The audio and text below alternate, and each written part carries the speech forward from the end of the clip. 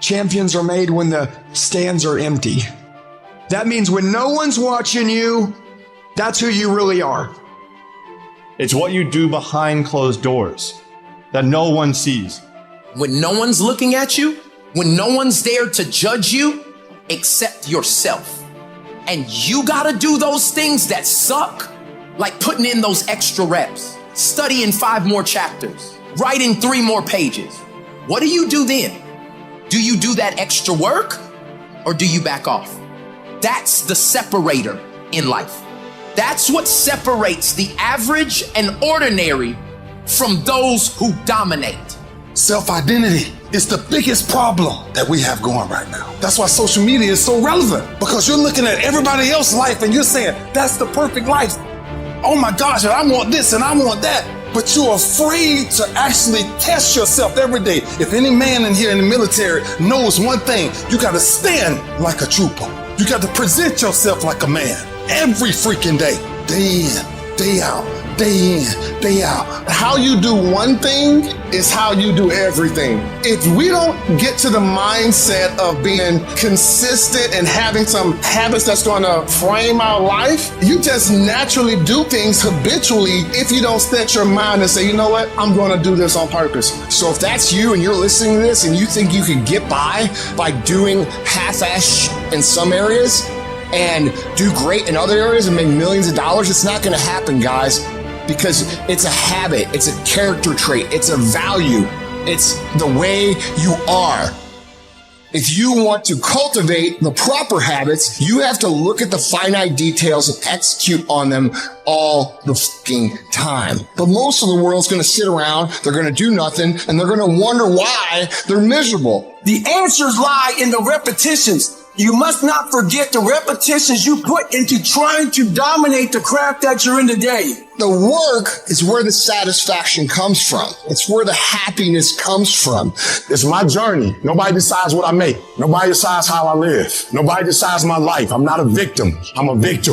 It's my journey, and I decided this is your journey. You're not a victim. This is your journey. It can end the way you want it to end, but you gotta grind like you want it. You can grind your way through it, or you can cry your way through it. Always embrace the suck, adapt to the suck. Greatness is not something that you meet once. It's something that you meet thousands of fucking times in your life. And you don't reach it if you're not constantly in constant fucking pursuit of fucking greatness. So if my mom were to say right now, I'm great, I just lost. We're not going to do that crap. We're not going to triple down on our strengths. We're going to grow. We're going to work on our weaknesses so we grow. We need friction to do that. David Goggins, how did you become who you are today? I put a bunch of fucking friction in my life, and I grew.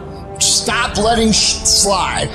Stop cutting corners. Stop taking it easy. Stop letting that little voice win the fucking war in your brain that says, tomorrow, I'll start Monday. You know, it's not that big of a deal. Give yourself a break.